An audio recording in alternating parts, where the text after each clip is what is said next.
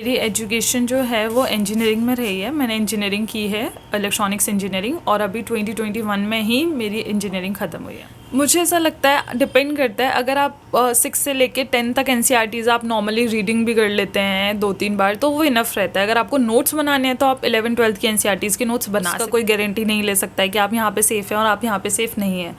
तो वो डिपेंड करता है कि आपको करना है वो चीज़ इंपॉर्टेंट है या बाकी सारी चीज़ें इंपॉर्टेंट है।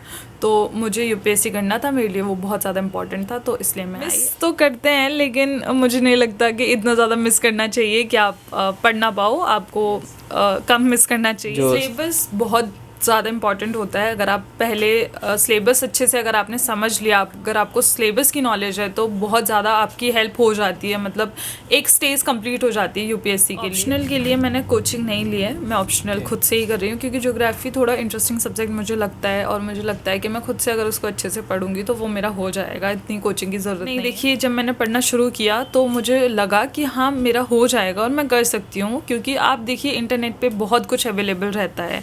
ठीक है, आप चीज़ों को अपने हिसाब से कर सकते हैं। वीडियो में आगे बढ़ने से पहले अगर आप एक यूपीएससी के सीरियस एस्पिरेंट हैं तो अनअकैडमी के साथ जुड़कर अपनी तैयारी को मजबूत बना सकते हैं।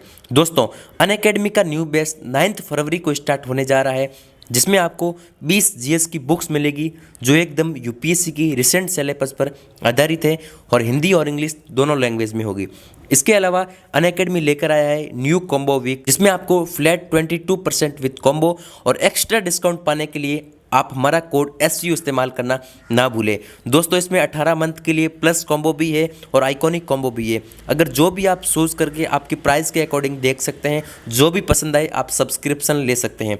अगर आप बहुत ही नॉर्मल फैमिली से बिलोंग करते हैं तो अनअकैडमी की लोन फैसिलिटीज़ भी उपलब्ध है, तो आप अनअकैडमी के साथ जुड़कर अपनी लोन से कोर्स परचेस कर सकते हैं और 0% इंटरेस्ट रेट है और कोई भी हिडन चार्जेस नहीं है। सबसे पहले डिस्क्रिप्शन में दिए गए लिंक पर जाएं और आज ही सब्सक्रिप्शन लें। एक्स्ट्रा डिस्काउंट पाने के लिए आप हमारा कोड SVU इस्तेमाल करना ना भूलें। हेलो दोस्तों, नमस्कार। मैं अतुल। आज हम हैं करोल बाग में शिवानी मैम के रूम पर, जो यूपीएससी की तैयारी करती हैं, और ये करोल बाग में एक पीजी में रहती हैं जिसका नाम है चौहान पीजी। तो आज हम इनसे पूछने वाले हैं इनकी स्ट्रेटजी, रिसोर्सेज क्या फॉलो करती हैं और पीजी में रेंट वगैरह, ये सब तमाम प्रकार के क्वेश्चंस आज हम मैम से पूछेंगे, इवन कोचिंग के बारे में भी। तो बने रहिए हमारे साथ लास्ट तक। सबसे पहले मैम, आपका नाम और आप कहाँ से हैं? मेरा नाम शिवानी शर्मा है और मैं अलीगढ़ उत्तर प्रदेश से हूँ। ओके मैम, आपका एजुकेशनल बैकग्राउंड क्या है? मेरी एजुकेशन जो है वो इंजीनियरिंग में रही है। मैंने इंजीनियरिंग की है, इलेक्ट्रॉनिक्स इंजीनियरिंग, और अभी 2021 में ही मेरी इंजीनियरिंग ख़त्म हुई है। ओके मैम, जैसा कि दिल्ली में जो लोग आते हैं अक्सर कोचिंग लेने के लिए ही आते हैं, तो आपने भी कोचिंग लिया है या सेल्फ स्टडी? हाँ, मैंने कोचिंग ली है, बिकॉज मेरा बैकग्राउंड नहीं था इन सब्जेक्ट्स में, तो इसलिए मुझे गाइडेंस की ज़रूरत थी, इसलिए मैंने कोचिंग ली।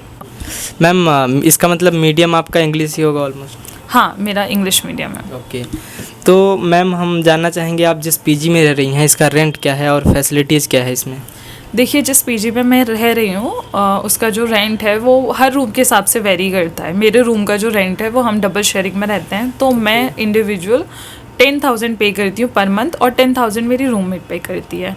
तो ये हमारे यहाँ का बिल रहता है, जो हमारे रूम का बिल है। इसके अलावा इलेक्ट्रिसिटी बिल रहता है, फूड के लिए हम लोग खुद से करते हैं, और फैसिलिटीज़ पीजी में जो है वो पूरी मिलती है। मुझे नहीं लगता इससे ज़्यादा कुछ और फैसिलिटीज़ होती होंगी जो चाहिए होती हैं। इसके अलावा मुझे नहीं लगता मोर देन इनफ चीज़ें यहाँ पर अवेलेबल रहती हैं। ओके मैम, सिक्योरिटी का क्या सीन है?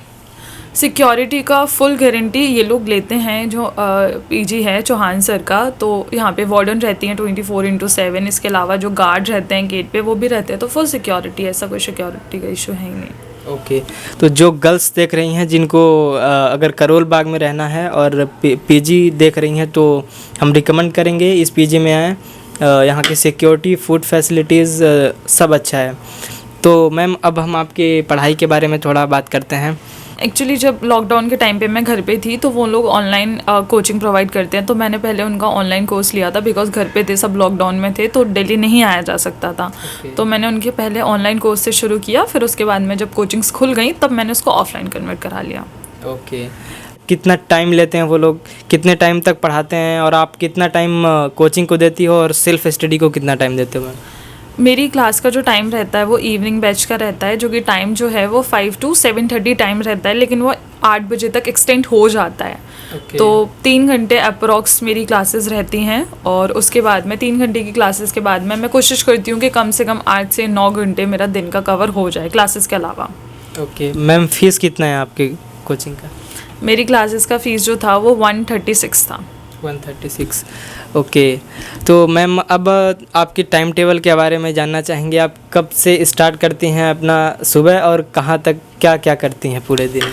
देखिए, टाइम टेबल मेरा बहुत ज़्यादा रिजिड नहीं होता है, बहुत फ्लेक्सिबल सा रहता है। ऐसा कुछ फिक्स टाइम नहीं है कि इस टाइम मुझे सो जाना है और इस टाइम मुझे उठ जाना है, लेकिन एक पर्टिकुलर कि हाँ मुझे 6.5 घंटे से 7 घंटे अप्रॉक्स रात को सो जाना है। तो मैं अगर 12 बजे सोती हूँ तो मैं 6:30 उठ जाती हूँ, अगर मैं 11 बजे सोती हूँ तो मैं 5:30 उठ जाती हूँ।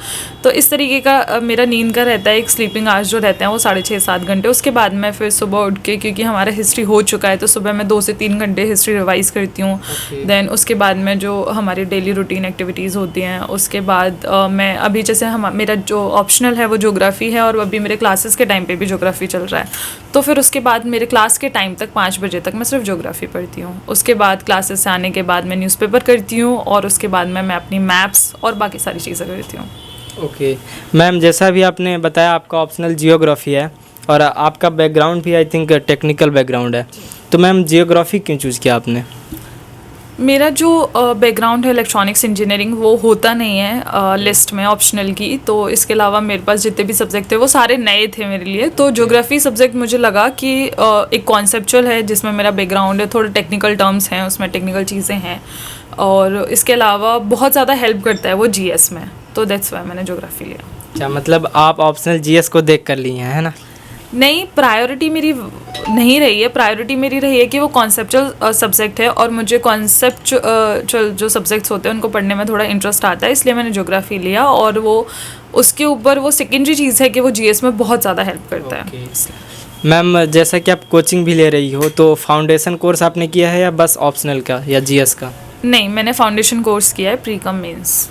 ओके मैम, तो मैम अगर हम कुछ बुक्स आपसे जानना चाहें कि आप कौन कौन सी बुक्स फॉलो कर रही हैं, तो बुक्स के बारे में आप क्या बताएं? देखिए, बुक्स के बारे में मैं अपनी बुक लिस्ट को बहुत ज़्यादा वाइड नहीं रखती हूँ। बहुत ज़्यादा नैरो बुक्स हैं मेरी, मतलब हर एक सब्जेक्ट के लिए मेरे पास शायद एक ही बुक होगी, और मैं उसी को बार बार पढ़ना ही प्रेफर करती हूँ। तो जैसे कि पॉलिटी के लिए जो फेमस बुक सब जानते हैं, लक्ष्मीकांत, तो मैं वही बुक पढ़ती हूँ। इसके अलावा एनसीईआरटीज़ मैंने पढ़ी हुई हैं। तो एनसीईआरटीज़ मुझे लगता है कि अगर इंपॉर्टेंट, अगर आपने अच्छे से पढ़ी है, तो अगर आप 1-2 स्टैंडर्ड बुक पढ़ते हो तो आपका हो जाता है। जैसे मॉडर्न हिस्ट्री। एनसीईआरटी आपने कितनी पढ़ी? एनसीईआरटी मैंने 6 से लेकर 12 तक पढ़ी थी, बिकॉज मेरा बैकग्राउंड नहीं था, तो मुझे बिल्कुल शुरू से शुरू करना पड़ा। ओके, तो मैम एनसीईआरटी आप बता रही हैं एनसीईआरटी पढ़ें, तो कैसे पढ़ें, किस तरीके से आपने पढ़ा, कितने बार पढ़ा? बोलते हैं कि 3 बार एनसीईआरटी पढ़ो, तभी मतलब पहले तो एक बार ऐसे पढ़ो, फिर दूसरे बार उसको टिक लगाओ, फिर तीसरे बार उसको नोट्स बनाओ, ऐसा आपने किया? मुझे ऐसा लगता है डिपेंड करता है। अगर आप 6 से लेके 10 तक एनसीईआरटीज़ आप नॉर्मली रीडिंग भी कर लेते हैं 2-3 बार, तो वो इनफ रहता है। अगर आपको नोट्स बनाने हैं तो आप 11-12 की एनसीईआरटीज़ के नोट्स बना सकते हैं, लेकिन मुझे ऐसा लगता है कि कुछ सब्जेक्ट के नोट्स बनाइए जो इंपॉर्टेंट हैं। हिस्ट्री के नोट्स मुझे नहीं लगता कि एनसीईआरटी से बनाने चाहिए, बिकॉज एनसीईआरटी खुद ही बहुत ज़्यादा इंपॉर्टेंट होती है, उसकी हर एक लाइन इंपॉर्टेंट होती है। तो आप फ्लो चार्ट्स बना सकते हैं, लेकिन प्रॉपर नोट्स मुझे लगता है कि आप बुक पढ़ते रहें बार बार, तो वो ज़्यादा अच्छा होता है। ओके, आपका ये कौन सा अटेम्प्ट है और आपने कितने अटेम्प्ट दिया है? मेरा ये फर्स्ट अटेम्प्ट है, मैंने अभी तो कोई अटेम्प्ट नहीं दिया है। ओके, आप दिल्ली में कब से रह रही हैं मैम, यहाँ करोल बाग में? मैं जुलाई में दिल्ली में शिफ्ट हुई थी, तो कुछ 5-5.5 ये वाला जुलाई? हाँ, जुलाई 21 में मैं शिफ्ट हुई थी, तो 5-5.5 महीने से मैं दिल्ली में हूँ। तो मैम आपने मतलब आप करोल बाग ही क्या देख कर आई, मतलब जैसे यहाँ तो ज़्यादा फेमस मुखर्जी नगर है, तो आप ओल्ड राजेंद्र नगर में क्यों? क्योंकि मेरी जो क्लासेस हैं करोल बाग है, इसलिए मैं करोल बाग में शिफ्ट हुई। ओके मैम, तो मैम जो बहुत सारी लड़कियां हैं जो गांव से देख रही हैं, उनको आप क्या संदेश देना चाहेंगी? जैसे वो कोचिंग करने दिल्ली नहीं आ सकती हैं, और इवन बहुत लोग कोचिंग भी नहीं कर सकते हैं, तो मैम उनको आप क्या गाइडेंस देंगी? कोचिंग लेना ज़रूरी है क्या? नहीं, ऐसा कहीं पे भी नहीं लिखा है कि कोचिंग लेना ज़रूरी है, बिकॉज मोस्ट ऑफ द जो टॉपर्स होते हैं वो बिना कोचिंग के ही होते हैं। वो आप पे डिपेंड करता है कि आप कर सकते हैं या नहीं। जैसे मेरा था, मेरा बैकग्राउंड नहीं था और मुझे लगा कि मुझे गाइडेंस की ज़रूरत है और मैं वो चीज़ कर सकती थी, तो मैंने किया। अगर आप नहीं कर सकते हैं और आपको लगता है कि आप खुद से वो कर सकते हैं तो कोई ज़रूरत नहीं है कोचिंग की। आप बुक्स फॉलो करिए, आप खुद से पढ़िए, आपका बहुत ईजीली, अगर आप अच्छे से पढ़ते हैं तो आपका हो जाएगा। मैम आप गाँव से हैं या शहर से? मैं अलीगढ़ से हूँ, तो वो शहर है। शहर से, ओके। तो मैम आपके घर और यहाँ दिल्ली में इस रूम में, इस छोटा सा जो दिख रहा है, तो इसमें और उसमें आपको क्या डिफरेंट लगता है मैम? यहाँ आपको कितनी परेशानियाँ मतलब देखनी पड़ती हैं इस समय पर? परेशानी तो एज सच कोई नहीं है, क्योंकि मैं हमेशा से बाहर रही थी तो मुझे इतनी ज़्यादा दिक्कत नहीं होती। बट यही है कि दिल्ली में स्पेस का थोड़ा इशू रहता है, यहाँ पे हर चीज़ छोटी छोटी रहती है, तो बस वही, और कोई ऐसा इशू नहीं है, कोई परेशानी नहीं है। मैम आजकल लड़कियों को कम अपॉर्चुनिटी भी दिया जाता है, उनको बाहर भेजना बहुत कम भेजते हैं, रियली लड़कियां शहर आ पाती हैं। तो मैम उन पेरेंट्स को क्या संदेश देना चाहेंगी कि गर्ल्स सेफ़ हैं या नहीं? और आपके पेरेंट्स आपको अपॉर्चुनिटी दिए इतने दिल्ली जैसे शहर में रहने के लिए, तो उनको आप क्या कहना चाहेंगे? देखिए, अगर बात सेफ़्टी की है तो वो मुझे नहीं लगता कि अगर आप घर के अंदर हैं तो भी आप सेफ़ हैं। आप कहीं पे भी सेफ़ नहीं हो सकते और आप हर जगह जाके सेफ़ हो सकते हैं, तो उसका कोई गारंटी नहीं ले सकता है कि आप यहाँ पे सेफ़ हैं और आप यहाँ पे सेफ़ नहीं हैं। तो वो डिपेंड करता है कि आपको करना है वो चीज़ इम्पॉर्टेंट है या बाकी सारी चीज़ें इम्पॉर्टेंट हैं। तो मुझे यूपीएससी करना था, मेरे लिए वो बहुत ज़्यादा इम्पॉर्टेंट था, तो इसलिए मैं आई। अगर आपको लगता है कि आप कर सकते हैं, और ऐसा कुछ नहीं है कि दिल्ली आके यूपीएससी होता है, ऐसा नहीं है, आप घर से भी कर सकते हैं। तो मैम सब दिल्ली ही क्यों आते हैं? ज़्यादातर 90% लोग दिल्ली में यूपीएससी वाले ही हैं। हाँ, क्योंकि दिल्ली में जो है माना जाता है कि यूपीएससी का एक हब है। जैसे आप आईआईटीज़ के लिए कोटा जाते हैं तो वहाँ यहाँ पर आपको एक एनवायरनमेंट मिल जाता है। आप हर जगह वही सब चीज़ें देखते हो, आपको एक गाइडेंस मिल जाती है। मैं मेरी रूममेट के साथ रहती हूँ, मुझे कोई इशू होता है तो मैं इसके साथ शेयर कर लेती हूँ। अगर मैं घर पर होंगी तो वो चीज़ मैं नहीं कर पाऊँगी, तो इसलिए सब लोग दिल्ली आना प्रेफर करते हैं। आप मैम कब अटेम्प्ट देने वाली हैं, किस ईयर में? मैं 2022 का अटेम्प्ट देने वाली हूँ। ओके। और मैम आप अभी मैंने पूछा था, आप अपने पेरेंट्स को क्या कहना चाहेंगे, उन्होंने आपको इतना दूर भेजा? पेरेंट्स तो हैं ही, बिकॉज पेरेंट्स की वजह से ही चीज़ें होती हैं और हम यहाँ तक भी हैं तो सिर्फ उनकी वजह से ही हैं, तो वो तो उनके लिए। अपने पेरेंट्स को आप कभी मिस करती हैं, घर वालों को?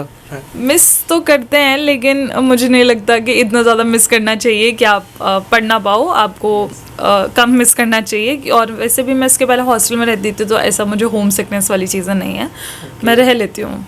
Okay ma'am. जैसा कि मैं देख रहा हूँ उधर मैप्स लगा हुआ है और कुछ स्टिकी नोट्स लगे हुए हैं, इधर इतने बुक्स रखे हुए हैं। तो मैम पहले तो ये बताइए मैप का क्या योगदान होता है? आपने मैप उधर भी इधर भी लगा रखी है, मतलब इसका क्या योगदान है? देखिए, मैप्स बहुत इंपॉर्टेंट होते हैं, क्योंकि अगर आप एक बार किसी चीज़ को पढ़ते हैं वो आपको देर में याद होता है, लेकिन अगर आप किसी चीज़ को देखते हैं वो आपको बहुत जल्दी याद हो जाता है। तो हम मैप्स इसलिए लगाते हैं ना, अगर हम पढ़ भी नहीं रहे हैं ना, हम सिर्फ इसको देख रहे हैं, चलते फिरते भी हम देख लेते हैं, तो चीज़ें ना इमेज आपकी दिमाग में बन जाती हैं और वो जो हेल्प होती है। अगर आप इंडिया के बारे में पूछेंगे, आपके मन में वो मैप आ जाता है, वो इमेज आ जाती है। आप कुछ लिखा हुआ याद नहीं कर सकते उस टाइम पे, वो पिक्चर आ जाती है, इसलिए हम लोग मैप्स लगाते हैं। और मेरा ऑप्शनल भी ज्योग्राफी है, तो मैप्स बहुत ज़्यादा इंपॉर्टेंट हो जाते हैं। ओके मैम, सिलेबस शुरुआत में कहते हैं सिलेबस बहुत इंपॉर्टेंट होता है, जैसा कि आपने सिलेबस लगा भी रखा है, तो सिलेबस को कैसे कवर करें? जो सिलेबस बहुत ज़्यादा इंपॉर्टेंट होता है। अगर आप पहले सिलेबस अच्छे से अगर आपने समझ लिया, अगर आपको सिलेबस की नॉलेज है, तो बहुत ज़्यादा आपकी हेल्प हो जाती है। मतलब एक स्टेज कंप्लीट हो जाती है यूपीएससी के लिए, तो वो बहुत ज़्यादा इंपॉर्टेंट होता है। इसलिए मैं हमेशा सिलेबस अपने सामने रखती हूँ, अपने साथ बैग में भी रखती हूँ एक सिलेबस। मैं सिलेबस पे बहुत ज़्यादा फोकस करती हूँ, क्योंकि आपको सिलेबस पता है तो आप चीज़ें कनेक्ट कर सकते हो। अगर न्यूज़पेपर में कुछ है तो आपको पता होगा ये पढ़ना है या नहीं पढ़ना है। तो मैम आपने जैसे बताया आपका जियोग्राफी ऑप्शनल है, तो इसको आप कैसे कवर कर रहे हो? कौन कौन सा बुक्स फॉलो कर रहे हो ऑप्शनल के लिए पर्टिकुलर? देखिए, ऑप्शनल के लिए मैंने कोचिंग नहीं ली है, मैं ऑप्शनल खुद से ही कर रही हूँ, क्योंकि ज्योग्राफी थोड़ा इंटरेस्टिंग सब्जेक्ट मुझे लगता है और मुझे लगता है कि मैं खुद से अगर उसको अच्छे से पढ़ूंगी तो वो मेरा हो जाएगा, इतनी कोचिंग की ज़रूरत नहीं है, तो इसलिए मैं खुद से ही कर रही हूँ। तो ज्योग्राफी के लिए इम्पॉर्टेंट सबसे ज़्यादा एनसीईआरटीज़ है। अगर आपने 6 से लेकर 12 तक बहुत ज़्यादा इंपॉर्टेंट है, और 11-12 की तो बहुत इंपॉर्टेंट है। अगर आप उनको बार बार आप पढ़िए, बहुत ज़्यादा इंपॉर्टेंट है, आपकी आधी से ज़्यादा चीज़ें हो जाती हैं। अगर ऑप्शनल की मैं बात करूँ तो वही फिज़िकल ज्योग्राफी के लिए Savinder Singh then human geography के लिए माजिद हुसैन, उसके बाद इंडियन जोग्राफ़ी के लिए खुल्लर। ये 3 बुक्स मुझे लगता है कि मोर देन इनफ होती हैं अगर आप ऑप्शनल पढ़ रहे हैं तो। ओके मैम, ऑप्शनल के लिए आपने कोचिंग नहीं लिया तो मतलब इसमें प्रॉब्लम आ सकती है, सिर्फ बुक से ही हम कर सकते हैं? नहीं, देखिए जब मैंने पढ़ना शुरू किया तो मुझे लगा कि हाँ मेरा हो जाएगा और मैं कर सकती हूँ, क्योंकि आप देखिए इंटरनेट पे बहुत कुछ अवेलेबल रहता है, ठीक है। आप चीज़ों को अपने हिसाब से कर सकते हैं। क्लासेस के हिसाब से आपको चलना पड़ेगा, और आप खुद जब करते हैं तो आप अपने हिसाब से चीज़ें कर सकते हैं। ओके मैम, करोल बाग में आप ओल्ड राजेंद्र नगर में रहती हैं, यहाँ का एनवायरनमेंट कैसा है पढ़ाई को लेकर? पढ़ाई को लेकर एनवायरनमेंट आप देखिए चारों तरफ सिर्फ यूपीएससी वाले बच्चे ही दिखेंगे यहाँ पर आपको, तो एक देखकर आपको थोड़ा मोटिवेशन भी मिलता है, आप थोड़ा डीमोटिवेट भी हो जाते हैं कभी, तो वो दोनों चीज़ें पैरेलल में होती ही रहती हैं। तो इम्पॉर्टेंट है एनवायरनमेंट, मुझे लगता है बहुत ज़्यादा। ओके मैम, अपना समय देने के लिए आपको मैं बहुत बहुत धन्यवाद करता हूँ, और आप नेक्स्ट अटेम्प्ट जैसा कि देने वाली हैं और आपका हो जाए, होप सो मैं आशा करता हूँ। Thank you ma'am. Thank you sir.